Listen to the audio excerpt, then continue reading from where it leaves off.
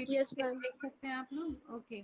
सो practical number 1 जो हमारा है, आप लोग मुझे देख के बताते जाइएगा क्योंकि बहुत सारी चीज़ों में बिज़ी रहते हैं, तो कहीं पे अगर कोई वो करेक्ट चीज़ नहीं लिखी है तो बता दीजिएगा। Practical number 1 is about reversible cell injury, right? और इसमें हमने फैटी लिवर के बारे में पढ़ा है। तो यहाँ पर रिवर्सिबल सेल इंजरी और इरिवर्सिबल सेल इंजरी, इन दोनों के बीच में जो डिफरेंस है वो बिल्कुल अच्छी तरह से पता होना चाहिए। जब हम इरिवर्सिबल सेल इंजरी की बात करते हैं तो बहुत सारे बच्चे नेक्रोसिस की बात करने लगते हैं। नेक्रोसिस उस इरिवर्सिबल सेल इंजरी का एंड पॉइंट है। ओके, एंड पॉइंट का मतलब उससे पहले एक पूरा प्रोसेस चल रहा है, तो वो क्या है, वो प्रोसेस क्या है, वो आपको पता होना चाहिए। ओके। तो रिवर्सिबल सेल इंजरी में हमने आपको एक टाइप की इंजरी बताई थी जिसमें फैट का अक्यूमुलेशन होता है ऑर्गन के अंदर। यहाँ पर हमने फैटी लिवर की स्लाइड्स दिखाई थी, लेकिन रिवर्सिबल सेल इंजरी बहुत सारी दूसरी तरह से भी डिपेक्ट कर सकती है, जिसमें क्लाउडी स्वेलिंग हो सकती है, जिसमें वाटर के छोटे बबल्स बन सकते हैं सेल के अंदर, वैक्यूल्स बन सकते हैं, और उसकी वजह से सेल में डिसरप्शन होता है, लेकिन वो सेल उससे रिकवर कर सकता है अगर कॉज ऑफ इंजरी को रिमूव कर दिया जाए। तो different causes of reversible cell injury, what is reversible cell injury, and then what is one of the main types of reversible cell injury, जिसमें फैटी लिवर हमने देखा है, इसकी स्लाइड आप सबने देखी है, तो इसके बारे में आप बता सकते हैं। फिर जब फैटी लिवर की हम बात करते हैं या फैटी चेंज की हम बात करते हैं, तो उसमें ऑर्गन में क्या क्या चेंजेस होते हैं, किस तरह से हम कह सकते हैं कि ये इंजरी रिवर्सिबल है या ये इरिवर्सिबल है, और अगर ऑर्गन में फैट का डिपॉजिशन हुआ है तो वहाँ पर ये चीज़ रिवर्सिबल किस तरह से हो सकती है। पहले वेट हम बता सकते हैं कि वेट बढ़ जाता है ऑर्गन का, उसका कलर पेल हो जाता है, और जब आप इलाज करते हैं, फॉर एग्जांपल आप फैटी फूड कम कर देते हैं अपनी डाइट में और जो मेडिकेशन है वो लेना शुरू करते हैं, जिसकी वजह से जो फैटी चेंज हुआ है लिवर में वो कम हो जाए या ख़त्म हो जाए, तो उसके बाद में जो ऑर्गन है उसका वेट थोड़ा सा कम हो जाएगा पहले के मुकाबले में। सो वेट कम हो जाएगा, साइज़ कम हो जाएगा, और हम किस तरह से देख सकते हैं, हम अल्ट्रासाउंड करते हैं, उसमें हम देख सकते हैं कि लिवर का साइज़ इतना है, बढ़ गया है या कम हो गया है। इन चीज़ों से हमें पता चलेगा कि लिवर में फैटी चेंज हो गया है। तो fatty change, so this is practical number 1। अब फैटी चेंज के क्या-क्या कॉजेज़ हैं, वो सारे कॉजेज़ आपको पता होने चाहिए। एक लिस्ट मैंने पूरी आपको बना के दी है जिसमें डायबिटीज़ मेलाइटिस है, प्रेगनेंसी है, टॉक्सिन्स हैं लिवर के, अल्कोहलिज़्म है, ये सारी चीज़ें हैं जिनकी वजह से फैटी चेंज होता है लिवर में। लिवर के अलावा और कहाँ-कहाँ पर हो सकता है फैटी चेंज, कौन-कौन से ऑर्गन्स हैं जिनमें फैटी चेंज डेवलप हो सकता है, ये सब पता होना चाहिए। और कहाँ पर हो सकता है फैटी चेंज लिवर के अलावा?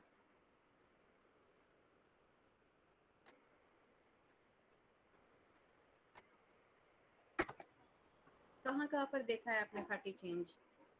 एनीवन?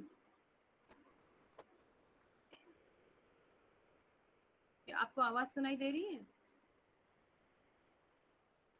मैम जो मतलब जी मैम, सुनाई दे रही है। जी बताइए। फैटी लिवर की हम बात कर रहे हैं, फैटी चेंज हो गया यहाँ पर, लेकिन लिवर के अलावा और कहाँ-कहाँ पर फैटी चेंज हो सकता है? फैटी मैम चेंज आइज के सब सिम आइज के जी, आइज के ऊपर जो वेरी थी। गुड। हाँ, क्या है वो? उसको क्या कहते हैं? मैम हमारी जेंटलेस आर्टरीज में, जी? मैम आर्टरीज में जिससे कि ब्लड प्रेशर हमारा बढ़ जाता है, हाँ, तो देखिए कोलेस्ट्रॉल। फैट तो कहीं भी डिपॉज़िट हो सकता है, कोई भी ऑर्गन है उसमें फैट का डिपॉज़िशन हो सकता है। एपिडर्मिस है वहाँ पर डिपॉज़िट हो सकता है, जो ब्लड वेसल्स हैं वहाँ पर डिपॉज़िट हो सकता है।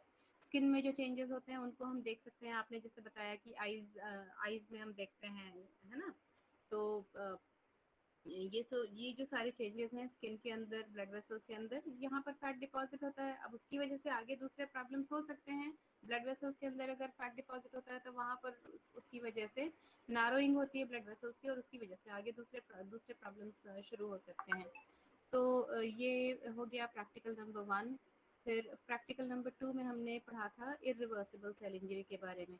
अब इरिवर्सिबल सेल इंजरी का पूरा जो प्रोसेस है, कौन कौन से एंजाइम्स हैं जो एक्टिवेट होते हैं और कौन कौन से पंप्स हैं जो इनएक्टिव हो जाते हैं, जिनकी वजह से सेल्स का जो इलेक्ट्रोलाइट्स हैं उनका इम्बैलेंस हो जाता है और वाटर सेल के अंदर आना शुरू कर देता है, कैल्शियम सेल के अंदर आना शुरू कर देता है और फिर इसके सेल के अंदर आने की वजह से बहुत सारे एंजाइम्स हैं जो डिस्ट्रक्टिव एंजाइम्स हैं वो सारे एक्टिव होना शुरू हो जाते हैं। तो इरिवर्सिबल सेल इंजरी में हमने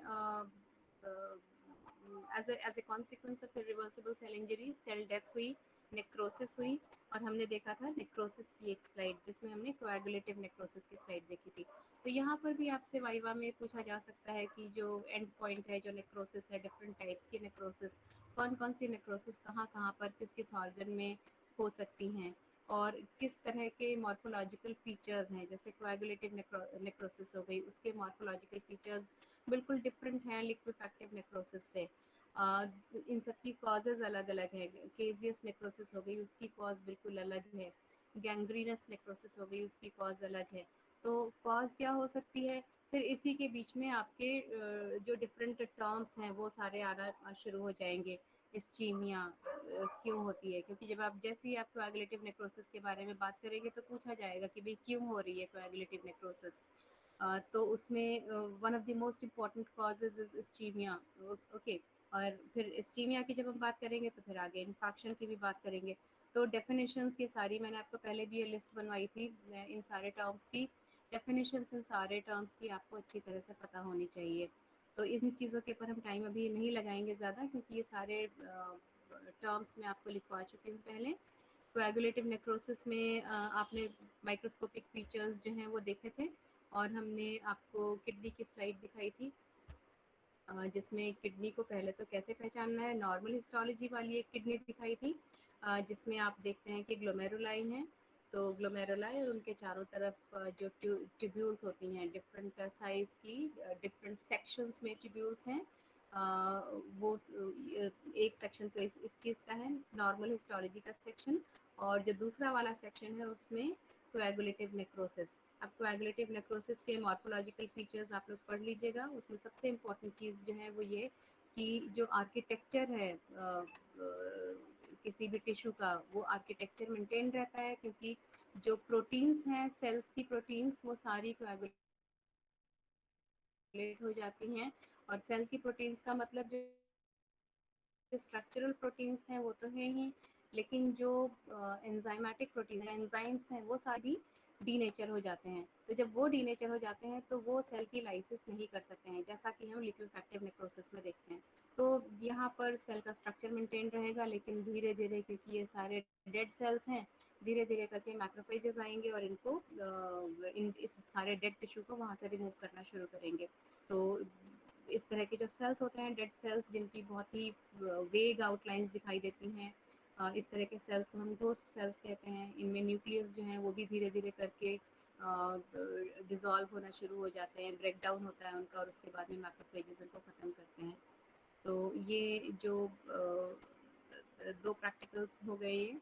फिर तीसरा जो प्रैक्टिकल है ये है अक्यूट इन्फ्लेमेशन का। ये ठीक जा रहा है ना हम लोग, ये इसी तरह से इसी ऑर्डर में कर रहे हैं ना आप लोगों ने प्रैक्टिकल्स। तो अक्यूट इन्फ्लेमेशन हमने आपको स्लाइड्स दिखाई थी अपेंडिक्स की स्लाइड्स, जिसमें अक्यूट इन्फ्लेमेटरी सेल्स में न्यूट्रोफिल जो है सबसे इम्पोर्टेंट सेल है, और वो डिफरेंट लेयर्स ऑफ अपेंडिक्स में बहुत सारे न्यूट्रोफिल्स वो इन्फिल्ट्रेट करते हुए दिखाई देते हैं। तो यहाँ पर ये पिक्चर ठीक है, लेकिन इसमें थोड़ा सा अगर इसको हम हाई पावर में देखेंगे तभी हमें सारे जो न्यूट्रोफिल्स हैं बहुत छोटे दिखाई दे रहे हैं। बड़े जब तक नहीं दिखाई देंगे तब तक आप उनको अप्रिशिएट नहीं कर पाएंगे। बहुत सारे सेल्स के न्यूक्लियाई हैं, डॉट लाइक न्यूक्लियाई। न्यूट्रोफिल्स में जो सबसे इम्पोर्टेंट डिस्टिंग्विशिंग फीचर होता है, क्या होता है न्यूट्रोफिल्स का सबसे डिस्टिंग्विशिंग फीचर, कैसे इसको डिफरेंशिएट करते हैं दूसरे सेल्स से? अभी यहाँ पर देखिए सेल्स, न्यूक्लियस। उसका जो न्यूक्लियस है, वेरी गुड, न्यूक्लियस उसका बहुत ही टिपिकल होता है। 2 या 3 लोब्स या 4 लोब्स होते हैं न्यूक्लियस में, और बाकी जितने भी सेल्स हैं सब में राउंड न्यूक्लियस आपको मिलेगा। छोटा न्यूक्लियस मिले या बड़ा न्यूक्लियस मिले, लेकिन राउंड न्यूक्लियस मिलता है आपको बाकी सारे सेल्स में। न्यूट्रोफिल्स ही हैं जिनमें लोब्ड न्यूक्लियस नज़र आता है। तो न्यूक्लियाई का इन्फिल्ट्रेशन होता है और वो बहुत सारे न्यूक्लियाई आपको नज़र आएंगे अपेंडिक्स के डिफरेंट लेयर्स में। सो अपेंडिसाइटिस के बारे में मैंने आपको बताया था, अपेंडिक्स दिखाई थी, इन्फ्लेम्ड अपेंडिक्स किस तरह की होगी। तो यहाँ पर जब हम अक्यूट इन्फ्लेमेशन की बात करेंगे तो डेफिनेटली अक्यूट इन्फ्लेमेशन के जो फीचर्स हैं, कैसे हम आइडेंटिफाई कर सकते हैं कि किसी ऑर्गन में इन्फ्लेमेशन हो रहा है, तो उसके फीचर्स क्या हैं वो आपको पता होने चाहिए। आप सब लोगों ने आई होप कि थियरी एग्जाम्स के लिए अच्छी तरह से पढ़ा है। उसके आगे जो इवेंट्स हैं, वास्कुलर इवेंट्स हैं, सेलुलर इवेंट्स हैं, वेसल्स में क्या चेंजेस होते हैं, सेल्स में सेल्स किस तरह से पहुंचते हैं साइट ऑफ इंजरी पे, ये सब प्रोसीजर्स याद रखने की ज़रूरत नहीं है। लेकिन हाँ, सेल्स का इन्फिल्ट्रेशन होता है ऑर्गन में और नंबर ऑफ न्यूट्रोफिल्स बढ़ता है। ब्लड, जब आप ब्लड एग्जामिनेशन करेंगे, आप सीबीसी करेंगे, सीबीसी आप लोग कर चुके हैं, हीमेटोलॉजी में आप लोग कर चुके होंगे सीबीसी। हीमेटोलॉजी का भी परसों एग्जाम है आपका साथ में पैथोलॉजी के।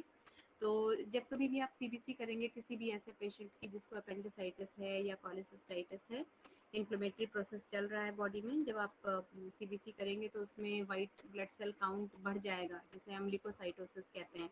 और इसमें अगर आप डिफरेंशियल काउंट करेंगे तो सबसे ज़्यादा नंबर आपको न्यूट्रोफिल्स का, नॉर्मली भी सबसे ज़्यादा होते हैं वो, लेकिन इन्फ्लेमेशन जब होता है तो इनका नंबर और ज़्यादा बढ़ जाता है। मैं आगे भी आपको दिखाऊंगी, एक दो रिपोर्ट्स मैंने यहाँ पर रखी हैं आपके लिए इस पीपीटी में। तो ये इन्फ्लेमेशन हो गया। इन्फ्लेमेशन की जब हम बात करेंगे तो उसमें कौन कौन से अक्यूट फेज रिएक्टेंट्स हैं वो पता होने चाहिए आपको। तो उसमें सीआरपी है, सीआरपी तो आप सब लोग जानते होंगे कि आमतौर पे जब कभी भी अक्यूट इन्फेक्शंस होते हैं या इन्फ्लेमेटरी कंडीशंस होती हैं तो उसमें सीआरपी टेस्ट करके देखा जाता है। अगर सीआरपी का लेवल बढ़ा हुआ होता है that means that the person is having some inflammation और सम इन्फेक्टिव कंडीशन, तो ये इंडिकेट करता है। तो ये एक अक्यूट फेज रिएक्टेंट है। इसके अलावा फेरिटिन, फेरिटिन क्या होता है? अक्यूट फेज रिएक्टेंट तो वो होता है, उसके अलावा फेरिटिन की इससे ज़्यादा बड़ा और क्या रोल है दूसरी जगह पे, आप लोगों ने हीमेटोलॉजी में पढ़ा होगा। What is ferritin? इस वही आयरन का जो एब्जॉर्प्शन, जो स्टोरेज करता है आयरन का। या so this is storage iron, है ना। स्टोरेज आयरन तो है ही, लेकिन जब इन्फ्लेमेटरी कंडीशन होती है कोई भी, तो उसमें भी फेरिटिन का लेवल बढ़ जाता है। जैसे सीआरपी हम टेस्ट करके देखते हैं उसी तरह से हम फेरिटिन को भी टेस्ट करके देख सकते हैं और इसका लेवल काफ़ी ज़्यादा बढ़ा हुआ होता है। लेकिन आमतौर पे हम फेरिटिन को टेस्ट नहीं करते हैं क्योंकि ये थोड़ा सा लेट फेज में इसका लेवल राइज करता है, जबकि सीआरपी बहुत ही रैपिड, जैसे इन्फ्लेमेशन स्टार्ट होता है तो फौरन ही इसका लेवल राइज कर जाता है। तो CRP is a better indicator than the ferritin. हालांकि फेरिटिन भी अक्यूट फेज रिएक्टेंट है। इसके अलावा प्रोटीन्स हैं कुछ, सेरुलोप्लाज्मिन हो गया, ये भी अक्यूट फेज रिएक्टेंट है। लेकिन हर एक मैक्रोमोलिक्यूल की अपनी अपनी थोड़ी सी डिसएडवांटेज होती है। कोई थोड़ा सा लेट राइज करता है लेवल, किसी को टेस्ट करना मुश्किल होता है, उसका जो प्रोसीजर होता है टेस्टिंग का वो थोड़ा सा ज़्यादा कॉम्प्लिकेटेड होता है। तो सीआरपी है ये, इसका मेथड काफ़ी इजी है, प्रोसीजर आसान है, बहुत रैपिड राइज करता है, तो बहुत अच्छा मैम इंडिकेटर है। जी, मैम वो मेरा ये फ़ोन थी मेरी। डिस्चार्ज हो रहा है, मैंने दूसरी आईडी से वो भेजी है, रिक्वेस्ट एक्सेप्ट कर लीजिए। अच्छा ठीक है, आप भेजिए। मैम भेजी है, एक बार चेक करिए। राजलक्ष्मी की तो आई है, राजलक्ष्मी काफ़ी लेट आई है आज। और आप, चलिए आप भेजिए, इधर तो कुछ नहीं आया।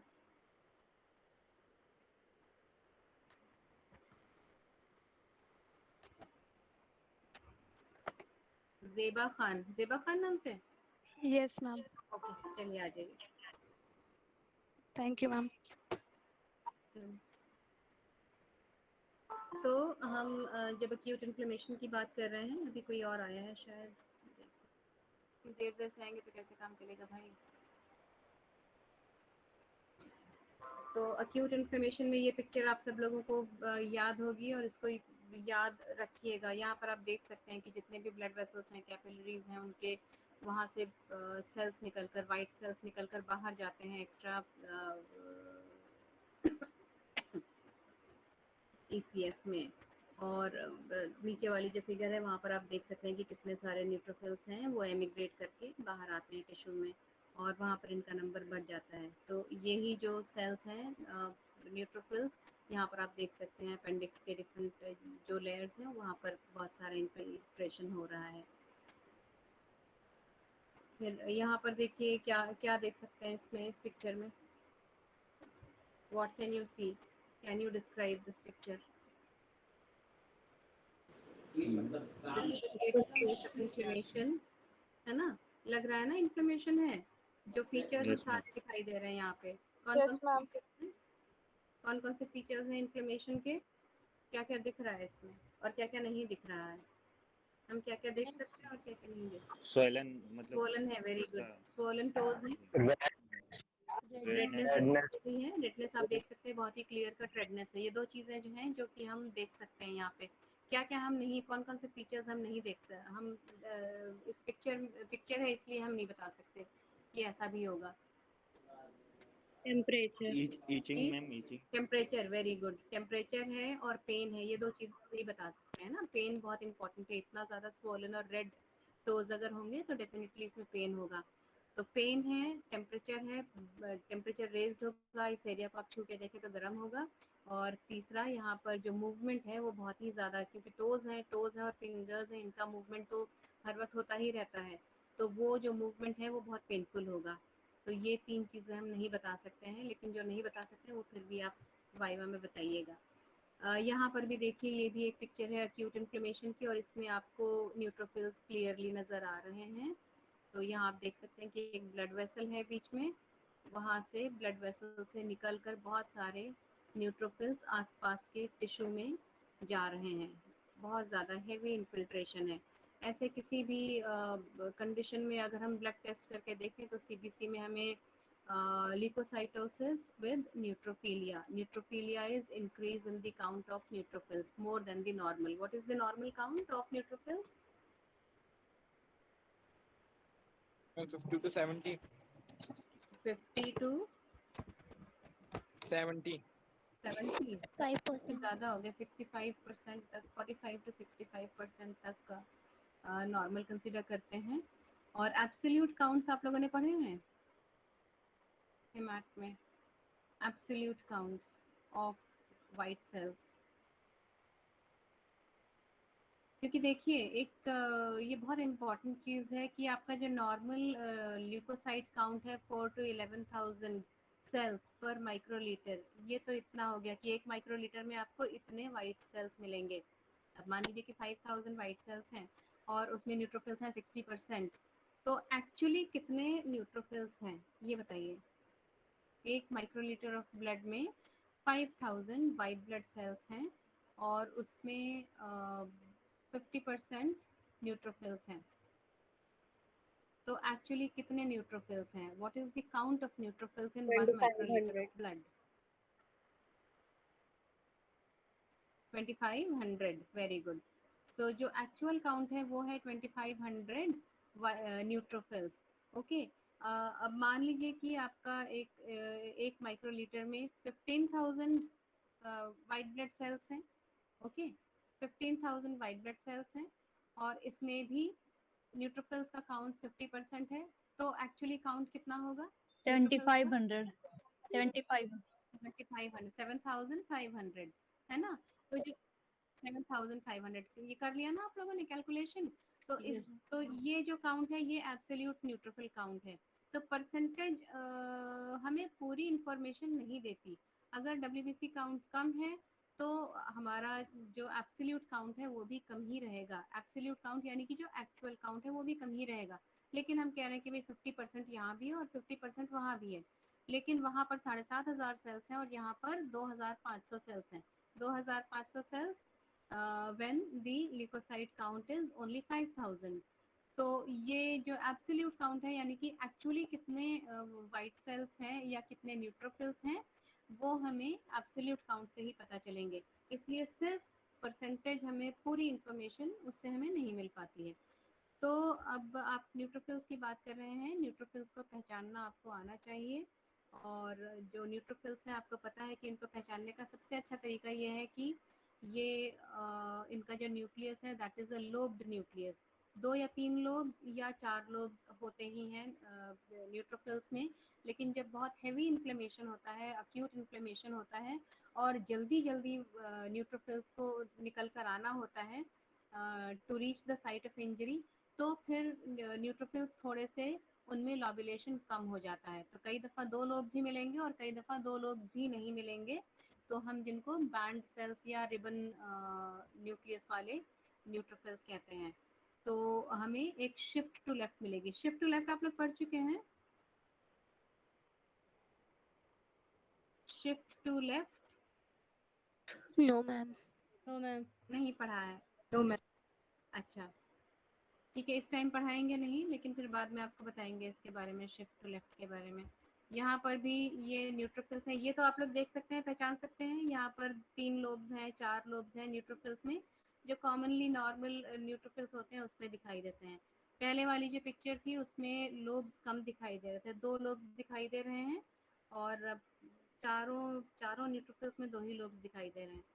तो वहाँ पर थोड़ा सा इन्फ्लेमेशन रहा होगा, जिसकी वजह से अर्ली इमेच्योर न्यूट्रोफिल्स ब्लड में स्पिल हो गए हैं। यहाँ पर देखिए नॉर्मली जो न्यूट्रोफिल्स होते हैं वो इस तरह के दिखाई देते हैं, जिसमें 3 या 4 लोब्स होते हैं। सेल्स आइडेंटिफाई करना आपको आना चाहिए। ब्लड के जो सेल्स हैं, वाइट ब्लड सेल्स हैं, पांचों तरह के, वो पता होने चाहिए। यहाँ पर आप देख सकते हैं कि रेड ब्लड सेल्स हैं बैकग्राउंड में, 4 न्यूट्रोफिल्स पड़े हुए हैं और डॉट लाइक ब्लू कलर की जो है वो प्लेटलेट्स हैं। और प्लेटलेट्स में भी कुछ बिल्कुल ही पिन पॉइंट छोटी छोटी प्लेटलेट्स हैं। यहाँ पर हालांकि बड़ी प्लेटलेट्स नहीं है, लेकिन जो यंग प्लेटलेट्स होती हैं वो उनका साइज़ काफ़ी बड़ा होता है। कभी कभी इतना बड़ा होता है कि वो रेड सेल्स के बराबर दिखाई देती हैं, लेकिन दोनों के कलर में फ़र्क आपको दिखाई देगा। रेड सेल्स हैं, they are full of haemoglobin, तो वो पिंकिश, रेडिश या ऑरेंजिश दिखाई देंगे। और जो प्लेटलेट्स हैं वो सिर्फ साइटोप्लाज्म होता है, तो वो ब्लू कलर की दिखाई देंगी।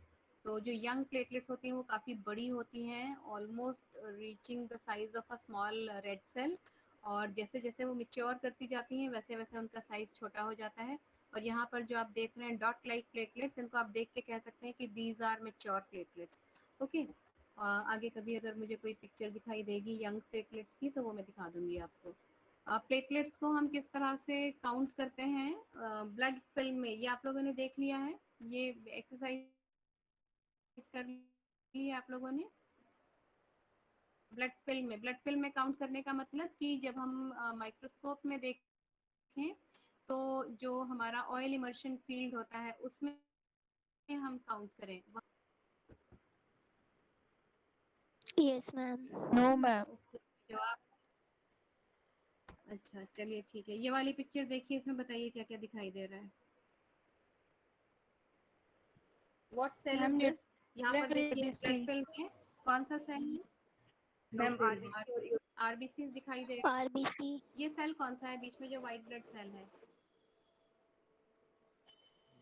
ये सारे सेल्स बहुत इंपॉर्टेंट हैं, क्योंकि जब हम इन्फ्लेमेशन की बात करते हैं तो अक्यूट इन्फ्लेमेशन के कौन से सेल्स हैं, क्रॉनिक इन्फ्लेमेशन के कौन से सेल्स हैं, इनको जानना ज़रूरी है। और माइक्रोस्कोपिकली आप उनको आइडेंटिफाई करना ज़रूरी है। आप डीएलसी करेंगे उसमें आपको सारे सेल्स पता होने चाहिए।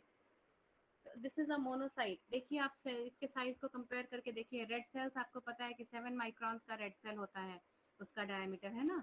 और रेड सेल से ये कम से कम 4 से 5 गुना बड़ा सेल है। So it's a huge cell. सबसे बड़ा जो सेल होता है दैट इज द मोनोसाइट। तो एक तो ह्यूज सेल है, और कंपेयर कैसे करेंगे, हमने कोई नापा तो है नहीं इसको, लेकिन हमें ये पता है कि रेड सेल का साइज 7 माइक्रॉन्स है, तो उससे हम कंपेयर करके देख लें। तो यहाँ पर आप देख रहे हैं कि ह्यूज सेल है with a very large nucleus, और न्यूक्लियस बिल्कुल अच्छे से दिखाई दे रहा है। और जो इर्रेगुलर किडनी शेप का न्यूक्लियस होता है उसी तरह का न्यूक्लियस है। फिर इसका जो साइटोप्लाज्म है वो जो ग्राउंड ग्लास वाला स्काई ब्लू कलर का न्यूक्लियस होता है वो वाला न्यूक्लियस दिखाई दे रहा है। तो ये जो सेल है ये किस तरह के इन्फ्लेमेशन में पाया जाएगा? Monocyte is a cell of chronic inflammation. Okay, और इस मोनोसाइट के पड़ोस में आपको एक छोटी सी प्लेटलेट भी दिखाई दे रही है। सो देख लीजिए ध्यान से, स्पॉटिंग होगी परसों तो उसमें बताइएगा कि ये मोनोसाइट है। फिर हम मोनोसाइट के ऊपर शुरू कर देंगे वाइवा। मोनोसाइट किस तरह की कंडीशन में पाया जाता है, कौन कौन से इन्फेक्शंस में पाया जाता है, ये बहुत इंपॉर्टेंट है, क्योंकि मलेरिया हो गया, या टाइफॉइड हो गया, उसमें मोनोसाइट्स का काउंट बढ़ता है। तो आप लोगों ने पढ़ा होगा अपने हिमाट के क्लासेस में कि कौन कौन सी कंडीशंस हैं जिसमें डिफरेंट टाइप के सेल्स का काउंट बढ़ता है या घटता है। मोनोसाइट्स का अगर काउंट बढ़ा हुआ हो तो इस कंडीशन को हम क्या कहते हैं?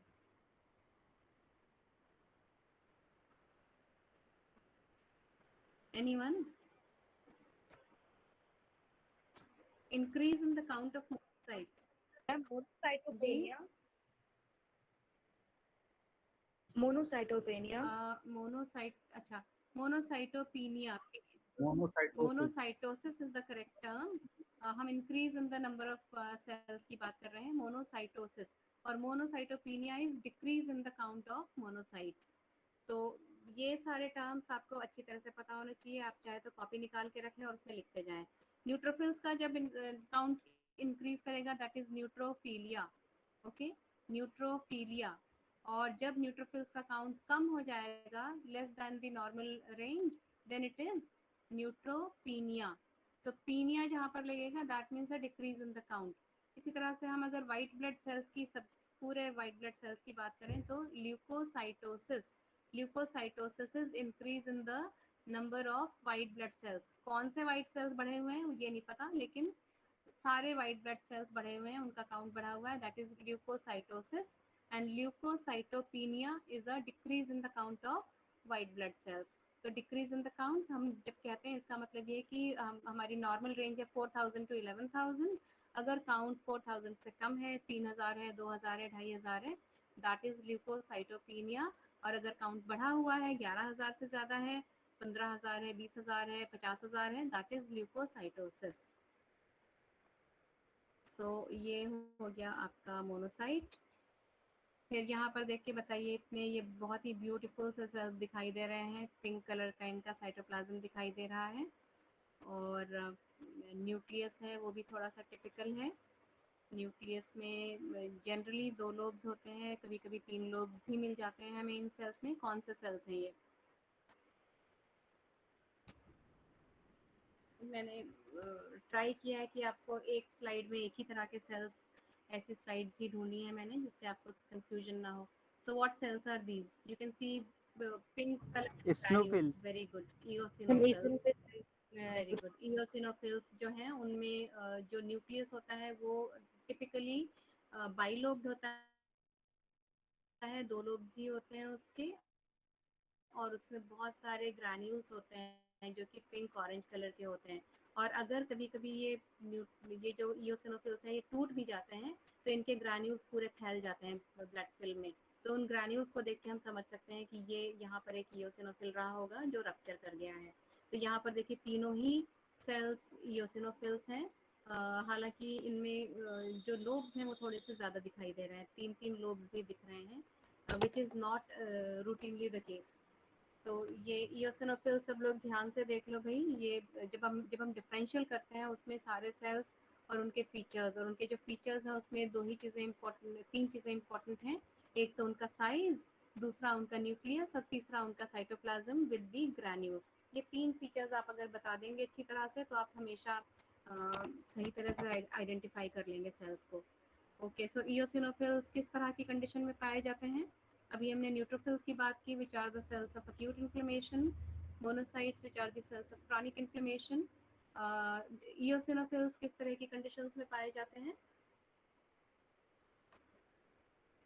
What are the conditions where you find eosinophils? Increase in the count of eosinophils.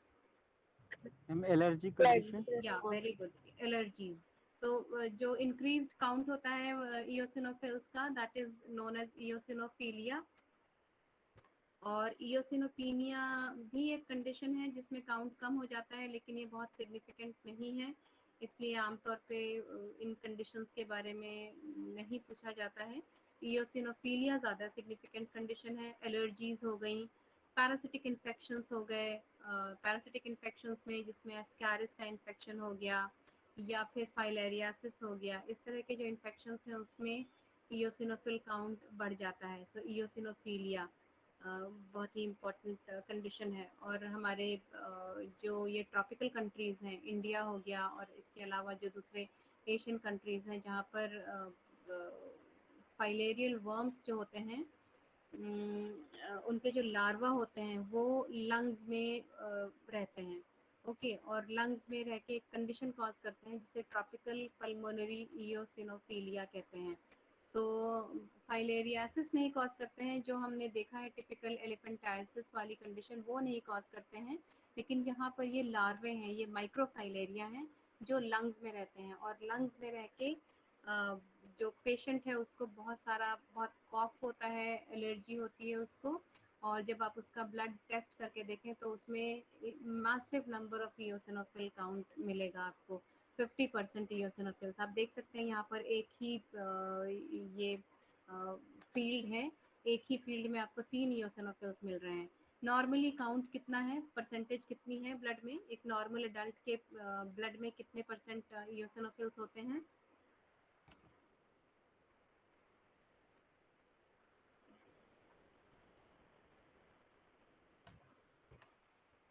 What is the percentage? कौन सा सेल सबसे ज्यादा प्रेवलेंट है ब्लड में? सबसे ज्यादा पाया जाने वाला सेल कौन सा है और सबसे कम पाया जाने वाला सेल कौन सा है? Ma'am neutrophil. Neutrophil, very good. Neutrophil हमने अभी बात की, 65% तक होता और है। मैम ईसिनोफिल सबसे कम होता है। इयोसिनोफिल सेकंड लास्ट। मैम बेसोफिल सबसे कम होता मैम है। बेसोफिल सबसे बेसोफिल जी, बेसोफिल 1 to 2% होता है, और जो इयोसिनोफिल्स हैं 1 to 6% होते हैं। तो 100 सेल्स में से 1 to 6 2-3% हो सकते हैं नॉर्मली हर एक के ब्लड में, और यहाँ पर 2-3 सेल्स तो एक ही फील्ड में आपको दिखाई दे रहे हैं, विच मीन्स कि इस पेशेंट के बहुत सारे आप फील्ड जब देखेंगे तो उसमें बहुत सारे इयोसिनोफिल्स मिलेंगे। So this may be a case of eosinophilia, increased count of eosinophils. अब यहाँ पर देखिए, ये बहुत अच्छी पिक्चर है, इसमें 3 सेल्स दिखाई दे रहे हैं। नंबर 1 जो लेफ्ट पे है, व्हाट इज दैट सेल? ये सेल कौन सा है? बस आप न्यूक्लियस को देखिए और बताइए। Ma'am neutrophil. Neutrophil, neutrophil. Lymphocyte. Neutrophil है। आप देख सकते हैं कि इसमें 3-4 लोब्स हैं। न्यूट्रोफिल है, इसके न्यूक्लियस में 3-4 लोब्स दिखाई दे रहे हैं। दूसरा सेल कौन सा है जिसके लिए मैंने पिक्चर आपको दिखाई है? Ma'am lymphocyte. Okay, lymphocyte. Lymphocyte के फीचर्स क्या हैं? Lymphocyte is a granular cell और a non agranular cell? Agranular है ना?